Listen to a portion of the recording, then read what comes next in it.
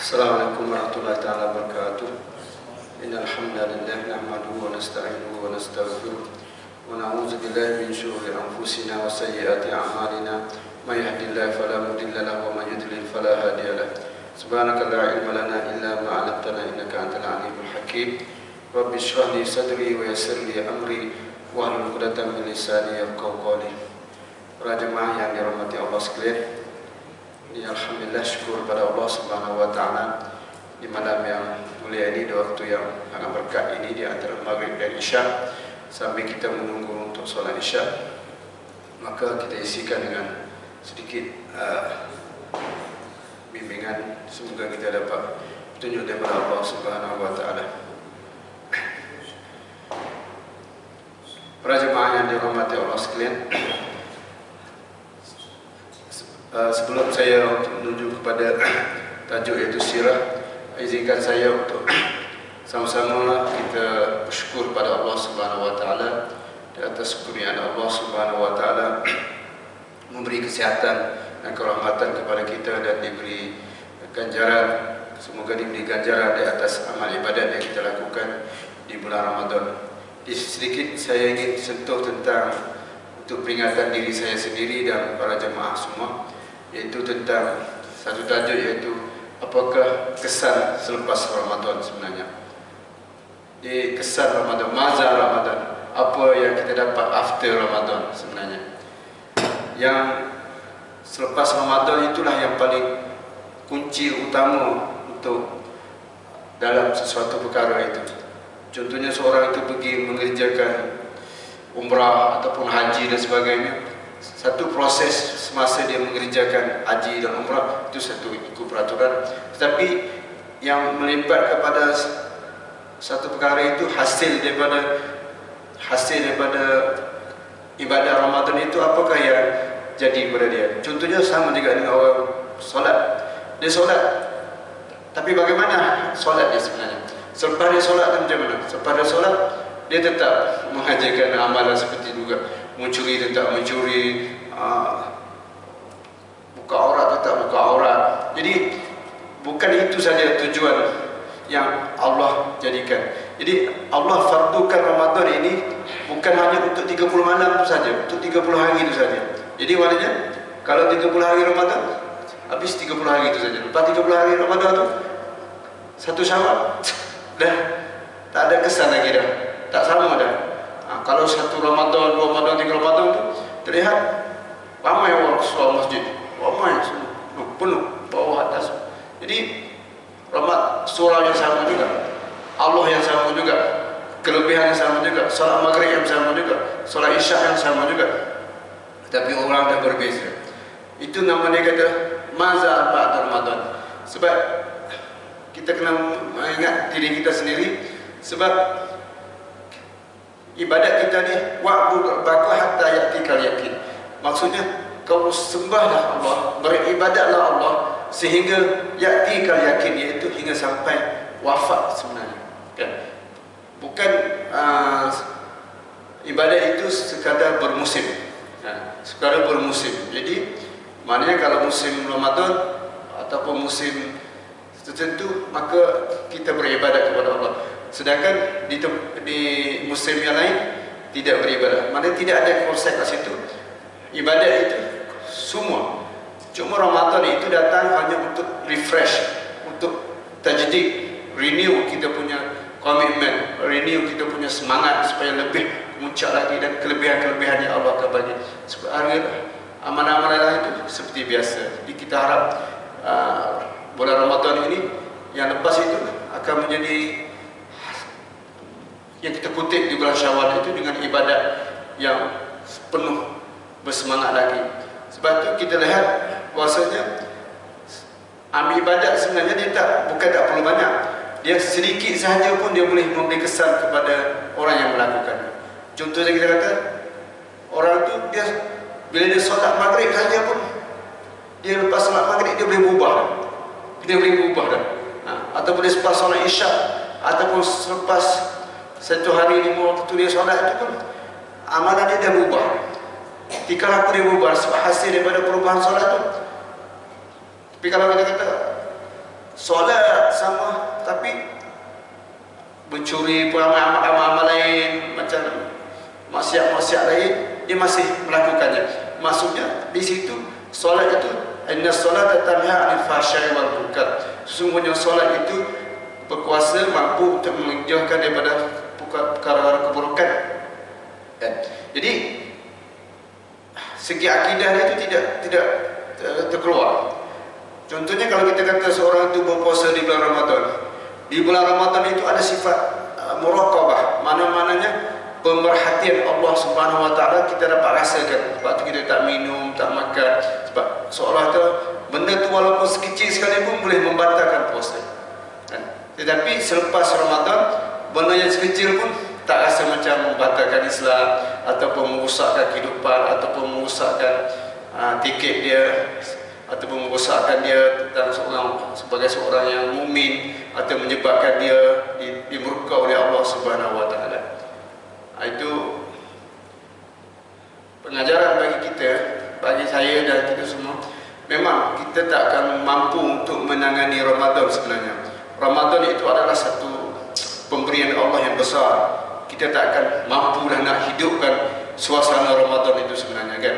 Suasana Ramadan, environment Ramadan yang ada rasa dan perasaan dan kelebihannya kita tak ada. Sebab itu orang yang miss Ramadan ini, ya, banyak orang yang tidak dapat Ramadan, ataupun contohnya diambil oleh Allah, mati dulu pun dia macam sebab termasuk kerugian besar. Sebab ada satu hadis mengatakan, Nabi Muhammad kata, orang yang mendapat Ramadan dengan tidak mendapat Ramadan itu kelebihannya di antara langit dan bumi. Fak di antara langit dan bumi sebenarnya. Jadi seseorang itu dah mendapat kelebihannya, tetapi selepas Ramadan dia tidak menyimpannya dengan baik. Nah, dah sepatutnya kita kata dah dapat kekayaan banyak besar, tapi selepas tu dia buang begitu saja. Benda seolah Ramadan ini bukan satu anugerah daripada Allah Subhanahu Wa Taala. Dalam surah Luqman, Allah menceritakan perihal manusia. Dia kata banyak ayat-ayat Quran yang mengatakan manusia ni bila sesuatu dia mendapatkan kesulitan, kesusahan, dia kembali kepada Allah Subhanahu Wa Taala. Bila dia selesai masalahnya, dia balik pasti asal balik semula. Contoh dalam surah Al-Luqman ayat yang ke 31 ni. Auzubillahi minasyaitonirrajim. Allah buat perbandingan, kan? Alam tara annal fulka tajri fil bahri bi ni'matillah liyuriyakum min ayatihi inna fi zalika laayatin likulli sabarin syakur. Ayat ini kata, wa iza wasyahum mawjum kazzulali da'u Allah mukhlisina lahuddin. Seorang ini dia kata mereka menaiki bahtera, kapal di laut dengan nikmat Allah Subhanahu Wa Taala. Tetapi wa iza wasyahum mawjud, apabila kapal itu dilanda oleh mauj, ini ombak besar, kalau seperti badai, mereka akan goyang-goyang macam dah dipukul oleh ombak besar. Mereka pun da'allah, mereka pun mohon kepada Allah Subhanahu mukhlisin. Mereka doa kepada Allah dengan apa? Mukhlisin, dalam keadaan yang ikhlas. Ya Allah, selamatkanlah kami, selamatkanlah kami. Mukhlisin lahuddin, dengan Allah. Falamma, Allah kata falamma, maka tak kala najahum, Allah menyelamatkan mereka, najahum, menyelamatkan mereka ilal barri, kepada daratan. Mereka berjaya sampai ke perjalanan. Faminhum muqtasid, faminhum muqtasid, hanya sebahagian mereka tetap menempuh jalan yang lurus. Maknanya selepas daripada mereka sampai ke daratan, di atas ujian yang dipukul oleh bandai tadi, kapal tadi, bila mereka selamat di daratan, sebahagian sahaja yang masih lagi ikut ajaran Islam yang lurus. Sesungguh pun yang mengingkari ayat-ayat kami hanyalah pengkhianat yang tidak berterima kasih. Pengkhianat yang tidak berterima kasih. Ni Allah rakamkan satu fenomena yang berlaku. Seseorang itu bila ditimpa kesulitan, da'allah mukhlisina. Banyak ayat-ayat kita jumpa tentang Allah menceritakan seseorang itu bila diberi nikmat daripada Allah Subhanahu wa taala. Bila diberi kesulitan, mereka kembali pada Allah, ingat Allah Subhanahu wa taala. Tapi bila selepas tu, kita tak nak juga lah, macam kita sebab tu kita berada di bulan Ramadan, kita seolah-olah kata kalau kita meninggal di bulan Ramadan tu rasa macam hebat betul lah, syurga tak takut apa dah nak mati pun sebab dah ibadat datang, baca Quran, tilawah dan semua, solat sunat, solat witir, solat apa semua. Tapi selepas Ramadan dia masih hidup lagi. Jadi kalau macam sebab dalam keadaan mood takwa di bulan Ramadan itu. Tapi selepas Ramadan, sebab apa?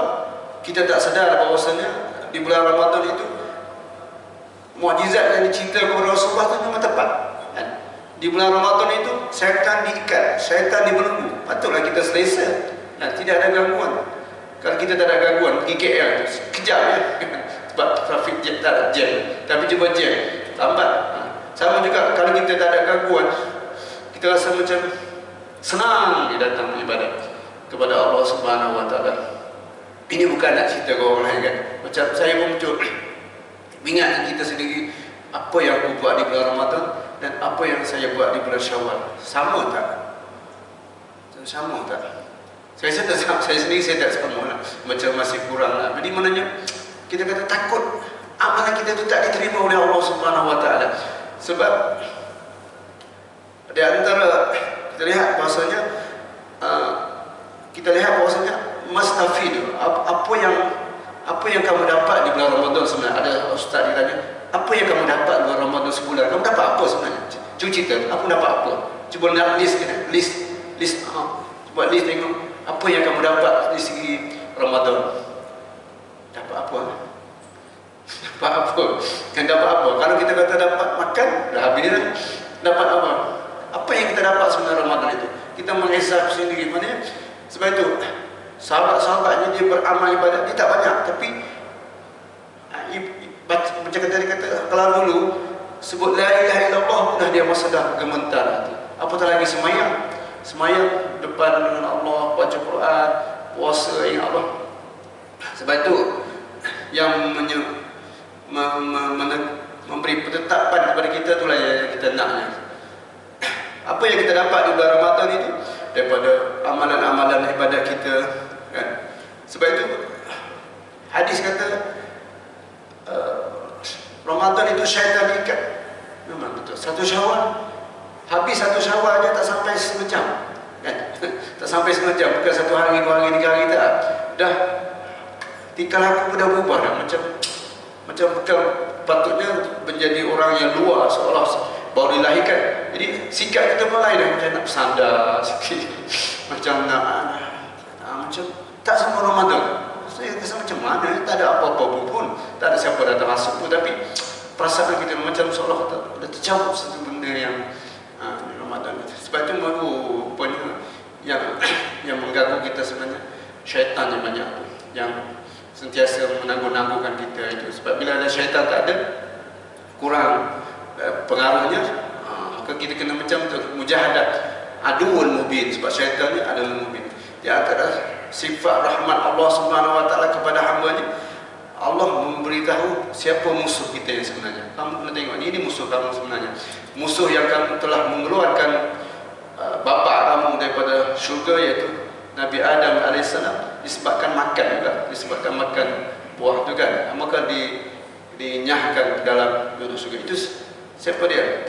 Seperti mana kama akhraja, seperti mana mengeluarkan dua bapa kamu iaitu Adam dan Hawa dari syurga, maka mereka la aghwiyanahu, kami akan menyesatkan kamu selagi mana mereka masih ada, sehingga kan sakratul maut, sampai kita nak habis nafas pun dia akan, bukan sedekat kita, dia mengganggu kita dalam solat saja kan, pada solat saja. Sebab itu dalam innal ladzina qalu rabbuna Allah summa istaqamu, innal ladzina qalu rabbuna Allah summa istaqamu, istiqamah, tatanazzalu alaihimul malaikatu alla takhafu wa la tahzanu. Kalau kita sentiasa berzikir dengan Allah, sentiasa, mereka akan bantu kita, mereka akan membantu kita. Alla takhafu wa la tahzanu, janganlah kamu sedih, janganlah kamu takut, yang kamu takhawnya kamu takut dan kamu sedih. Nahnu awliya'ukum fil hayati dunya fil akhirah. Kami, yaitu malaikat kata, kami pembantu kamu di hari dunia dan kamu juga akan membantu kami di hari akhirat. Itu malaikat menunjukkan. Jadi kalau dunia ni kita sentiasa berzikir kepada Allah Subhanahu wa taala, kita sentiasa berada dalam majlis ilmu, sentiasa dalam doa-doa malaikat, itulah. Dan sebab itu doa-doa para malaikat yang mendoakan kita. Saya sangat penting tentang menyadari tentang selepas Ramadan sebenarnya, kan. Jadi satu lagi maknanya dalam pada ayyaman qalil, Ramadan itu menceritakan dalam surah Al-Baqarah itu hari yang beberapa hari saja. Berapa hari saja, memang berapa hari semua, tak apa hari, sekejap saja. Sebab itu di akhir, di antara alamat kiamat yang ada iaitu tataqarrabuz zaman, masa itu menghampiri. As-sanah, setahun kasyahri, setahun terasa macam sebulan. Macam Ramadan tadi, ada yang terasa macam setahun, tak, rasa macam sekejap. Sebab itu ada ustaz kata sesuatu perkara itu bila selepas daripada bilangan 10, 11, 12, 13 tu dia akan cepat terus, kan? Sebab itu kullu ba'idun qurba, setiap yang jauh itu akan dekat. Walaupun dia jauh, dia akan dekat. Walaupun kata suatu benda yang jauh, sebab tu macam seseorang itu nyawa dia rasa jauh, tapi sebenarnya kita rasa jauh, tapi bagi Allah dekat. Dekat saja. Sebab tu kita tengok kita ni, saya dan kita semua ni, kita akan tempuh alam ghaib yang pertama itu al-maut. Bila kita mati dia terus alam ghaib terus. Dan terus alam ghaib. Alam ghaib yang kita dapat tu alam ghaib kita yang tahu. Kan? Sebab itu kubur itu, sebab tu sahabat-sahabat dia paling banyak takut tentang kubur. Sebab kubur itu awal manazil, tempat pertama yang kesinggahan di dalam kubur, dalam singgahannya pertama. Sebab itu ayyam ma'dudat, beberapa hari saja puasa ni. Sebab itu dalam puasa ni kita tengok dalam ayat 83 tu, pertama Allah kata tak takut, kamu kena boleh tak takwa. Mana nak nilai kata bahawasanya kamu dapat takwa itu bulan Ramadan kamu dapat takwa. Yang kedua pula, kamu tashkurun, kita bersyukur. Yang kedua, yarsudun, kamu dapat petunjuk. Kan? Dapat takwa, bila dapat takwa akan kamu dapat bersyukur pada Allah.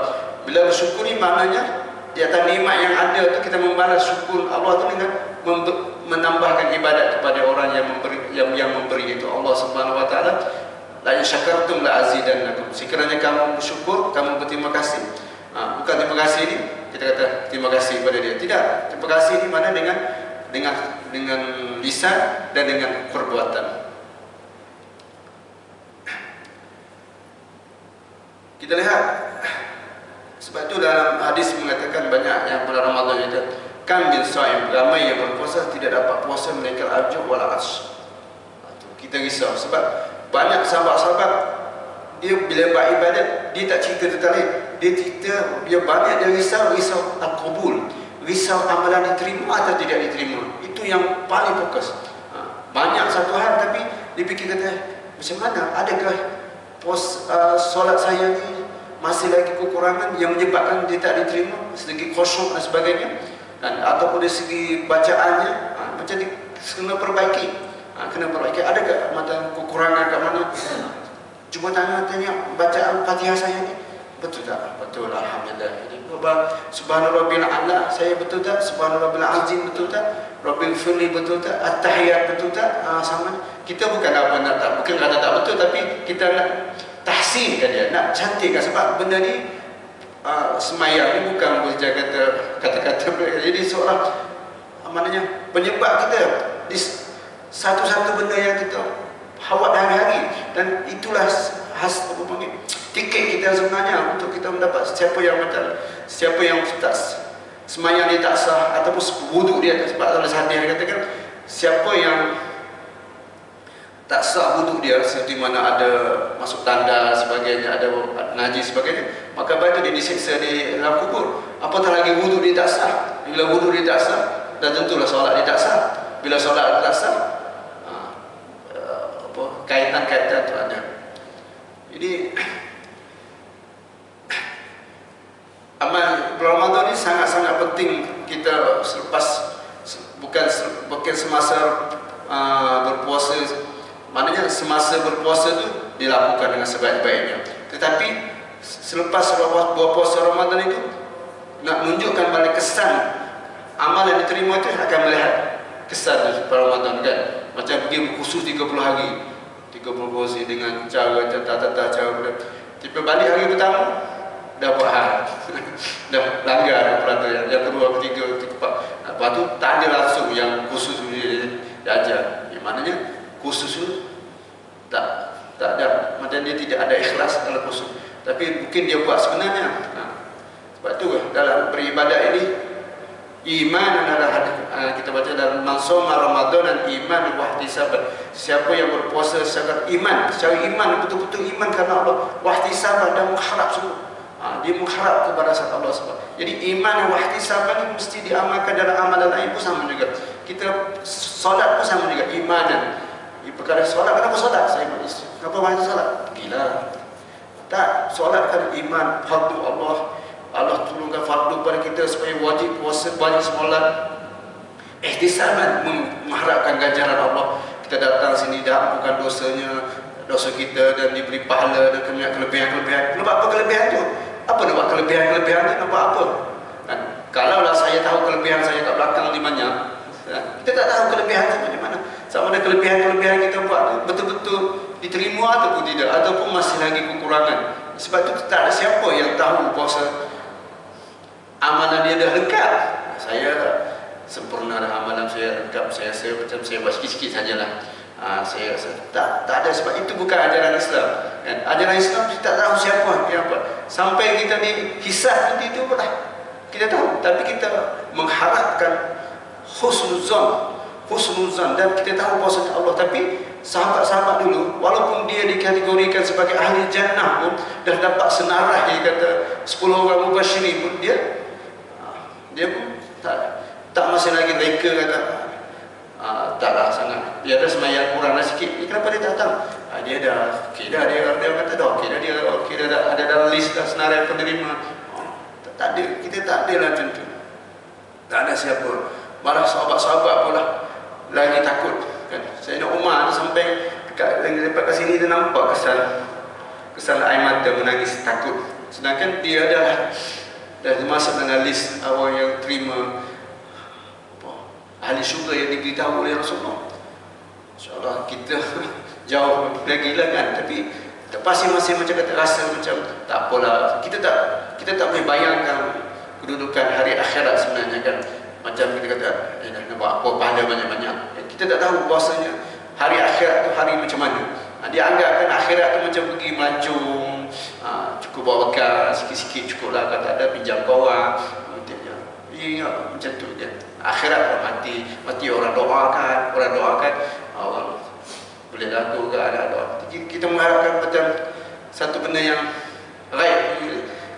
ringan-ringan, orang panggil tasahul, macam ambil ringan-ringan buat tobat dia dah, doa insya-Allah. Jadi macam tu, macam mengambil ringan-ringan tentang hukum Allah. Sebab itu dalam hadis kata suatu perkara itu yang kamu langgar itu walaupun kecil, tetapi kita tengok pada siapa yang kamu langgar itu. Ini arahan siapa? Siapa yang mengarahkan? Kalau orang itu besar pengarahannya, yang melarang itu hebat, maka lagi itulah. Bukan tengok kepada siapa yang kamu menderhaka. Manakala yang dia menderhaka itu adalah Allah Subhanahu Wa Taala, bukan manusia. Kita lihat bahawasanya Ramadan ini sama je. Kita katakan macam saya tengok, macam kita juga. Kalau dulu kita rasa macam Ramadan itu datang dengan package, iaitu package Ramadan itu datang dengan solat witir 3 selepas 3 tu kan, witir. Dia tak malah buat witir. Tapi bila selepas Ramadan tu, bila witir tak ada macam tu dah tak buat dah. Terasa macam susah nak buat witir. nak mendekat atas, nak buat sendiri witir, selalu duduk tumpang terawih tu. Bila terawih tak adalah witir, nunggu terawih datang. Itu maknanya sebab tu witir tu tiap malam. Witir dia tiap malam. Bila kepahaman ilmu tu mesti ada. Jadi sebab tu kita kata kita nak Allah mengambilkan nyawa kita ni dalam keadaan atam kita ni sebaik-baik hamba Allah Subhanahu Wa Taala. Supaya Allah ambillah nyawa kita ni dalam keadaan kita paling taat kepadanya. Jadi taat dalam keadaan kita paling banyak baca Quran, paling banyak kita berzikir kepada Allah Subhanahu Wa Taala. Kita tak nak Allah ambil nyawa kita dalam keadaan lalai dengan Allah Subhanahu Wa Taala.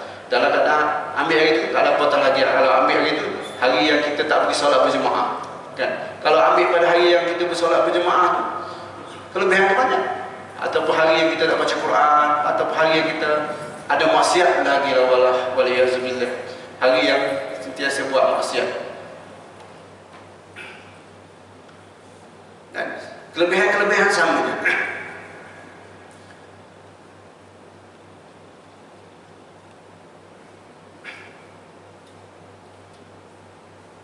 Okay, di antara alamat saya sirah lagi. Di antara alamat Allah menerima amalan kita, alamat, tanda, simptom dia.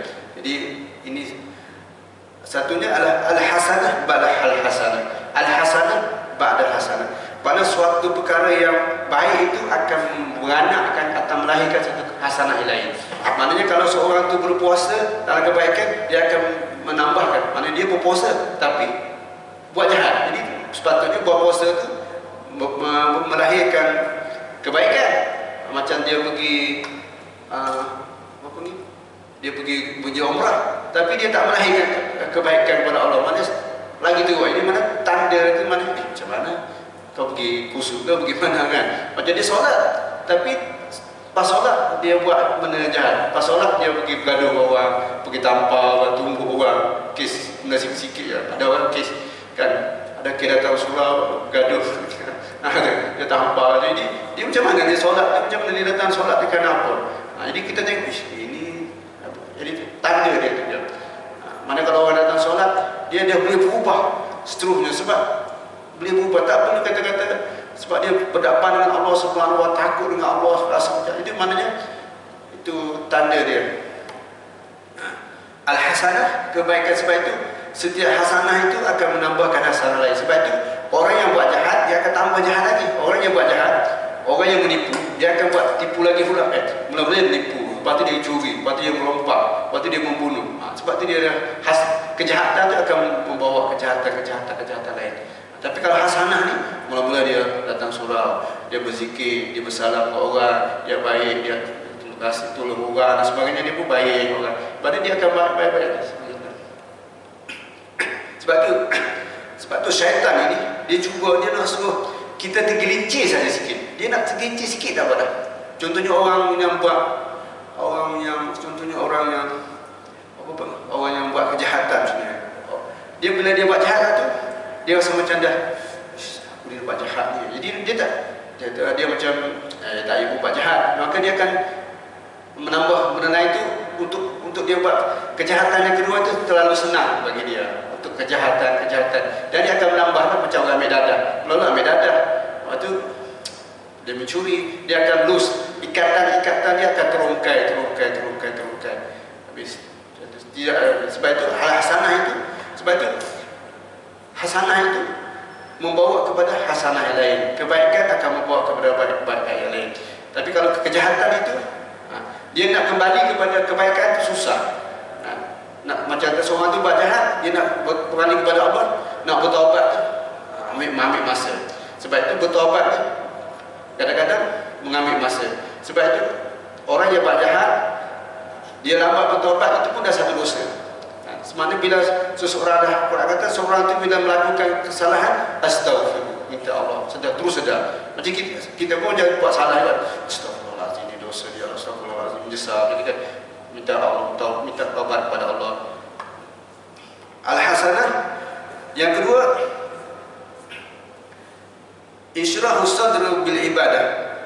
Nak tanda kata bahawa seorang itu amalan dia diterima oleh Allah Subhanahu Wa Taala, hati dia lapang, senang untuk beribadat kepada Allah Subhanahu Wa Taala. Tak ada rasa macam nak pergi macam solat susah, sulit datang. Tak ada masa suruh datang, ringan dia datang. Subuh pun datang ringan. Mana ringan dalam melakukan ibadat, ringan nak buat ibadat. Walah wa halawatul iman, dan ada rasa kemanisan, sonok kan. Sonok datang, orang tak datang lagi dia datang beribadat, dan rasa macam gembira sangat. Bukan kata tertekan datang macam, dan rasa macam susah nak buat kejahatan, rasa susah. Macam kalau pergi, kalau dia ada satu masa dia ketinggalan, tak datang surau dan sebagainya, dia rasa macam menyesal sangat, macam seolah sedih atas tu, dia rasa kerugian yang besar. Itu maknanya dia dah rasa sayang. Ada sebab pergi. Kalau yang tak biasa, tak pergi pun tak apa, sebab selalu tak pergi lah. Macam tu. Oleh tak sempat lah pagi tadi, Allah sakit perut lah macam mana dan sebagainya. Dia rasa macam penyesalan yang besar, sebab dia dah ada hati dia terikat, dia rasa kerugian sangat besar. Macam orang tu dah satu berniaga, satu petang tak pergi, kalau pergi malam tadi rugi, tak niaga, orang ramai dia rasa rugi sebab dia dah pergi hari-hari. Tapi orang yang tak bekerja, dia tak rasa rugi apa pun sebab dia tak ada kerja apa. Yang ketiga, at-tawbah min az-zunub min al-madi min azam alamat ad-dal ala ad-dal. Maknanya bertaubat kepada dosa-dosa, maknanya sentiasa bertaubat kepada Allah Subhanahu Wa Taala. Dia yang dosa yang lepas dia sentiasa rasa macam bersalah, mikirnya mau bertaubat kepada. Taubat ni maknanya sebenarnya taubat ini kembali, sebenarnya kembali. Ataupun kalau kita taubat sebenarnya kembali dan membuat pengakuan salah, sebenarnya mengaku salah. Maknanya kita bertaubat kepada Allah, kita raja'ah, kita kembali kepada Allah, kepada orang yang kita melakukan salah itu. Kepada siapa? Kepada Allah. Kita mintalah kepada Allah, ya Allah, kita melakukan kesalahan, ampunkanlah itu. Yang keempat ialah al-khawf min adamil qubul amal. Jadi takut tentang amalan kita tidak terima sekarang dalam satu bulan yang lepas tu, kita rasa risau. Ya Allah, ya Allah, setiap minta lagi ya Allah. Bukan kata selepas Ramadan saja, tak apalah, diterima dah tu amalan saya, kira tu sebab datang kita tahu, ya Allah terimalah amalan, ya Allah terimalah, ada kesilapan, ampunkanlah ya Allah, astagfirullah. Sebab itu kita selepas sembahyang itu kita disunatkan, hadis Nabi sunatkan astagfirullahalazim, astagfirullahalazim, astagfirullahalazim. Sedangkan yang kita buat tadi itu ibadat dah, tak ada, bukan kata nak buat apa-apa sembahyang, assalamualaikum, tapi still diminta oleh Allah Subhanahu Wa Taala supaya banyak istighfar, memohon kepada Allah seperti apa ada kekurangan, ada kelainan dalam solat tadi, kita minta kepada Allah Subhanahu Astagfirullahalazim, sekiranya ada kekurangan dan sebagainya dalam solat tadi. Maknanya al-khauf, takut amalan-amalan itu diterima, takut diterima, takut tidak diterima, maka dia cuba perbaiki lagi, cuba tahsinkan lagi amal ibadat dia, cuba cari tip-tip bagaimana nak khusyuk, bagaimana nak mengelak daripada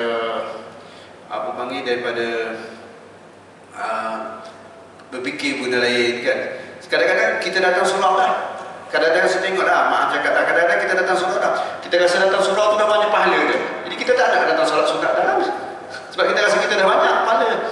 Dah datang surau, orang tak datang lagi, jadi kita rasa macam tu, nak solat sunat pun tak pernah, sebab kita tahu seperti antara azan dengan maghrib, azan dengan iqamah itu doa mustajab. Tidak ada doa yang mustajab. Doalah sebagaimana sampai, kalau mintalah haji apa.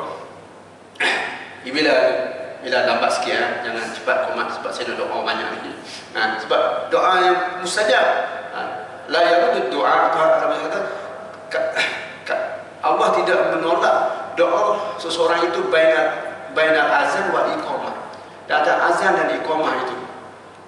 Sebab itu ini dah salah ciri-ciri kelebihan pada Bilal masjid lah, yang datang awal. Mana dia datang awal dia dengar. Jadi orang yang datang dia tu datang dengan azan, dia jawab azan, apa tu dia berdoa dan solat sunat. Itu dia macam kelebihan yang ada pada solat berjamaah. Kalau solat sendiri tak ada dekat rumah macam tu. Tak ada azan, tak ada iqamah lagi dah. Itu maknanya kita rasa macam kita dah kelebihan dah ada, tapi kita rasa macam tak nak buat apa. macam bab zikir. Kita dah rasa dah zikir, dah solat dah zikir dah solat dah banyak dah. Mana nak apa lagi dah. So, itu pun dah banyak dah. Kita tak tahu kata pahala tu masa dah secukup, pahala itu masa dah banyak. Itu maknanya sedangkan pahala dan sebenarnya kita nak perbanyakkan. Sebab nak perbanyakkan sebab kita tak tahu macam mana bekalan kita. Yang ketiga, yang seterusnya al-ghairah lid-din wa ghad, dan kita ghairah ingin sangat nak buat amal ibadat, dan ghairah seronok buat amal ibadat, dan kita rasa tak nak melakukan bila dah melakukan kebaikan banyak tu dah tentulah dia tak rasa lagi dah nak buat jahat lagi dah. Dia rasa tak nak lagi dah menghilangkan pahala-pahala yang ada. Jadi itu tanda-tanda kita amal ibadat kita diterima oleh Allah Subhanahu wa taala sebagainya. Jadi seperti mana yang bagusnya lah al-hasanah bil hasanah. Kebaikan itu akan melahirkan kebaikan-kebaikan yang lain. Bukan kebaikan itu stop kat situ. Kalau kebaikan itu dah contohnya seorang tu dia bertaubat tapi masih lagi melakukan kejahatan, maka taubat dia tak ada, bukan lagi diterima lah, sebab dia masih lagi melakukan kejahatan.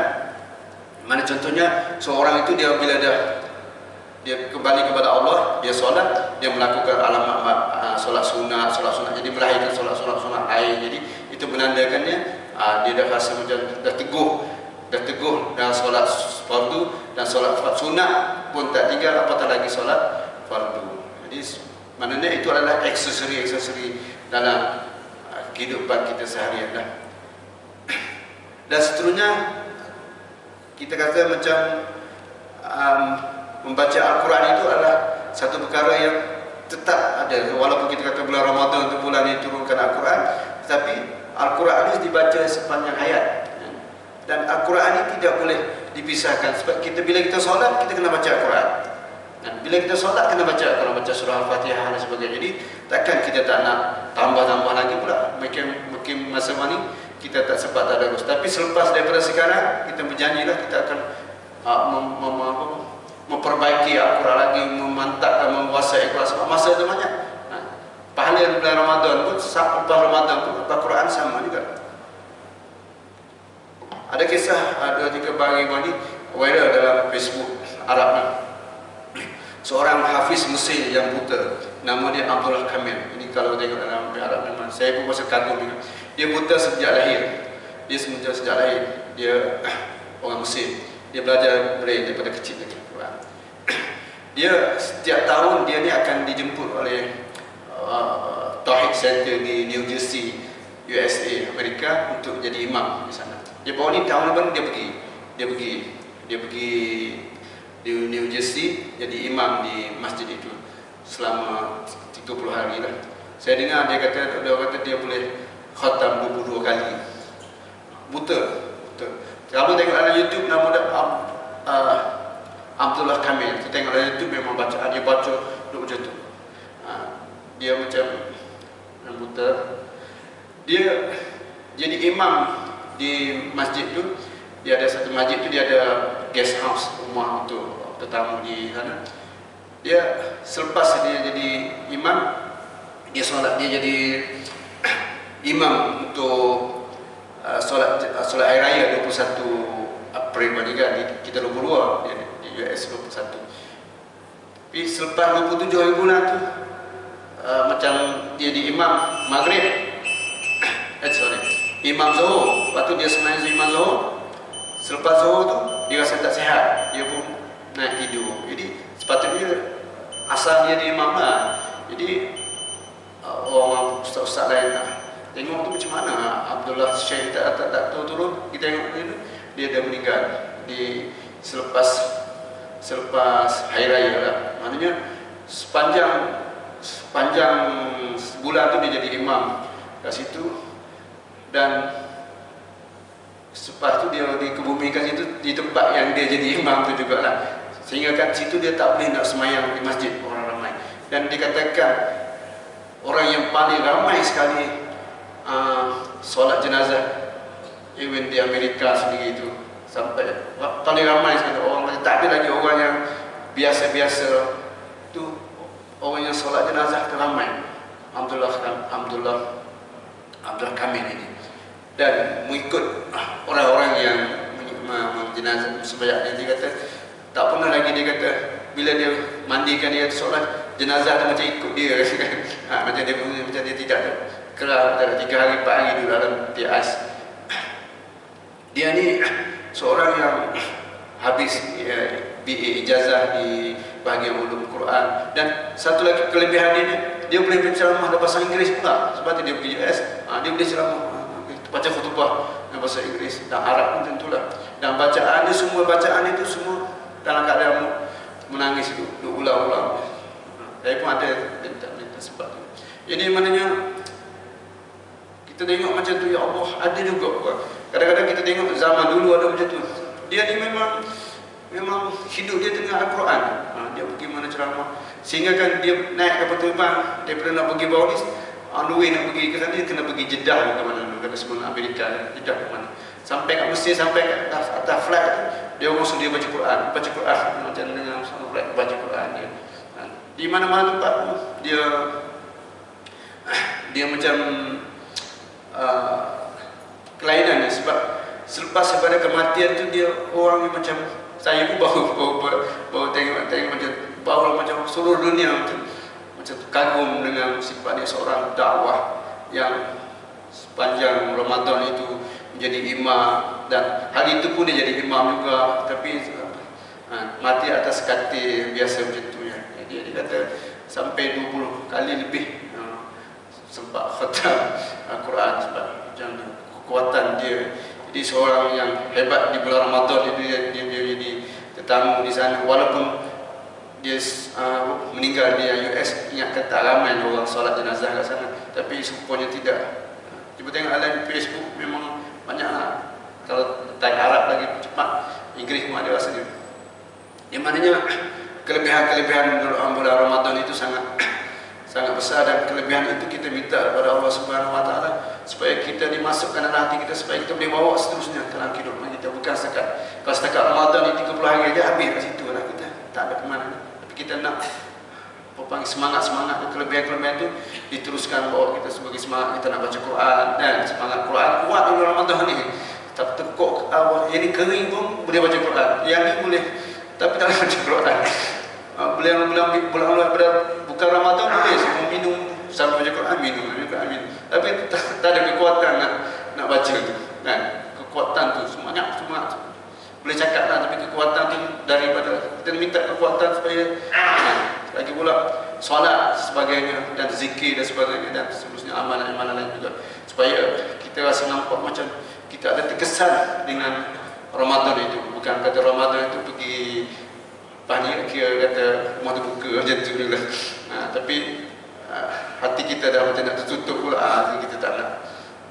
Saya tak sempat nak terusnya dan sebab satu lagi kita ingat di bulan Ramadan ini semuanya kita kembali kepada sunnah Nabi Muhammad SAW. Jadi kita berpuasa dan semua ibadat semua tu banyak kali kita daripada hasil daripada Nabi Muhammad SAW. Kita doa, kita nak iftar, kita solat ketaatan tu banyak, dan 1 minit pun tak nak langgar, tak nak dahulukan. Kalau dah tutup imsak pun tak nak langgar juga. Jadi situ dah nampak kepatuhan kepada Allah Subhanahu Wa Taala. Tetapi kepatuhan itu kita nak berpanjangan.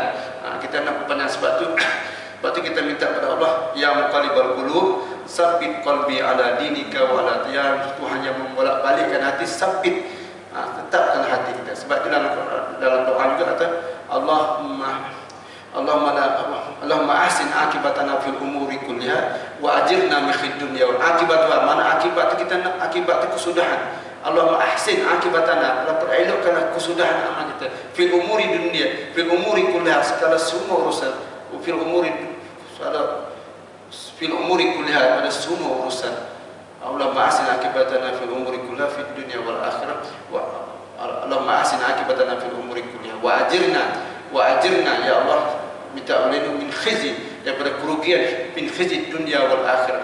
Kerugian dunia dah kerugian tak mengenal Allah. Di dunia ini dia tak kenal Allah, dia tak kenal Al-Quran, dia tak kenal solat, dia tak kenal rumah Allah.